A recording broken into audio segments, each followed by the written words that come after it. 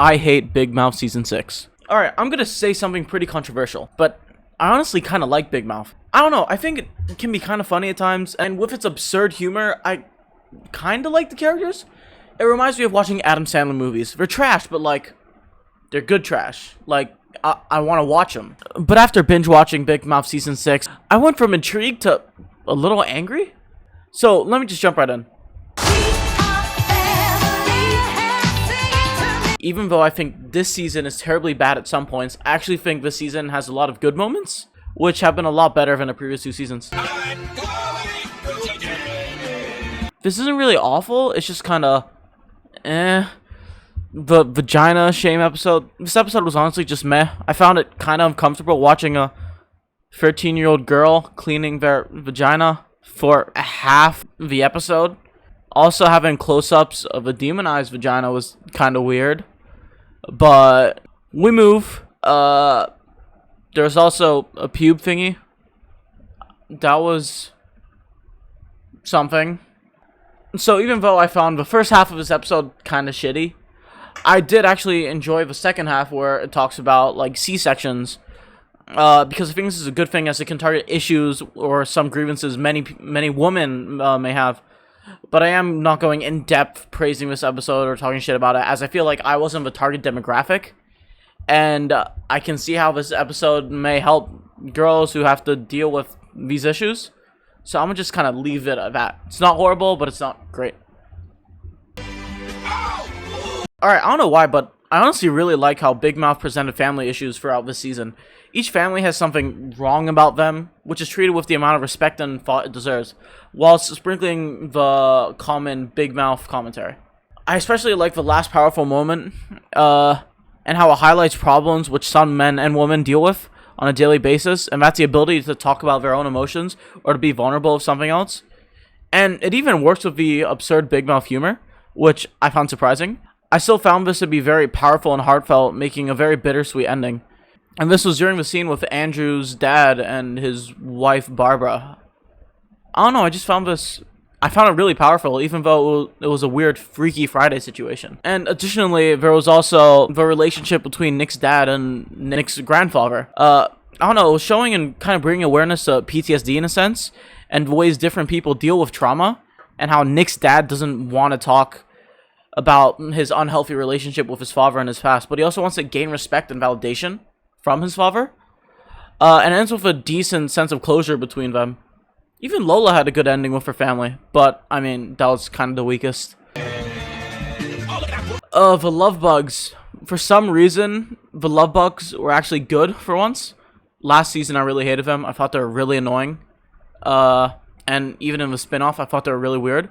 But for some reason, I don't know why, but in this season, the love bugs were actually kind of funny.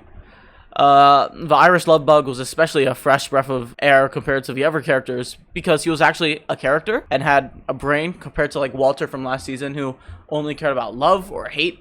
He didn't have any in between or anything to think about. Whilst this Irish bastard almost fucking dips instantly because the character Andrew is so weird, which I kind of love. Also, additionally, his introduction was probably one of the things I laughed at the most. Even though it's technically casual racism, I still thought it was pretty funny. Not much I can say other than this was a really good episode with funny moments between Jay and Nick, especially their end scene together. But I also appreciate this episode as it does call out the double standards that there are between guys and girls and purity. And I appreciate how the show calls us out without shoving it down your throat. It just kind of says, this is wrong, and then it ends with that. Ends with Andrew being like, you know what? Yeah, this is wrong. Boom. That's it. It's that easy to get a message across without being annoying. And also, that episode has a lot of clips from the previous season, and just kind of shows that while this show is complete garbage, I don't know, I kind of like it. The last point I put was religion. I don't really know why, but I think maybe it's just because I feel like the religious aspects were respectful yet challenging in this season without being rude, which is a very tough line to walk across, as religion is a very sensitive topic for a lot, and especially with a show as liberal as Big Mouth. So I do like how it was respectful. I'm not religious in any sense, but I do think that to make actual change, you need to be respectful of other people's viewpoints. So, props to you, Big Mouth. And that's kind of it for what I found good this season. And now, ooh, we're gonna get to the bad.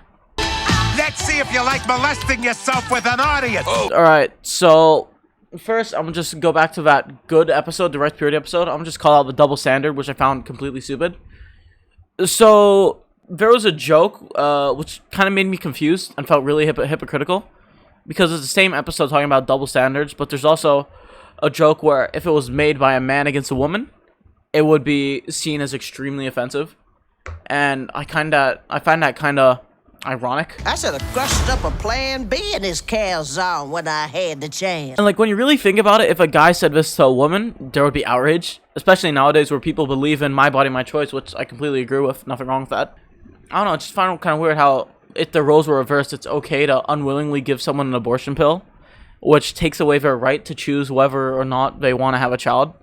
And then also justify it the next second saying, no, but this is the best way to do it. I don't know, it's just kind of weird.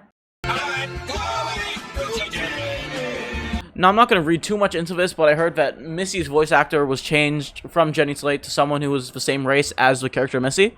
Slate did an amazing job at capturing Missy's character and was an amazing voice actor. I mean, for Christ's sake, she was in Alvin and the Chipmunks free. What more could he ask for? No, I'm not sure. I haven't properly read into it, but apparently this change was made a while back, and this isn't my problem with this. It's just that in one of the episodes, they say something about it. How they mention that Slate being the voice actor as being horrible, and saying that the show finally did the right thing of changing the voice actor. Which, what do you mean? She did an amazing job. She created the character which everyone loves, so I don't get why people are saying, oh, because she wasn't the same race as Missy, it wasn't okay. Like, I don't care if the actor was changed. It's just, why do you have to put that and bring down the original voice actor? Who, I would say, presented the character better. But, pff, whatever.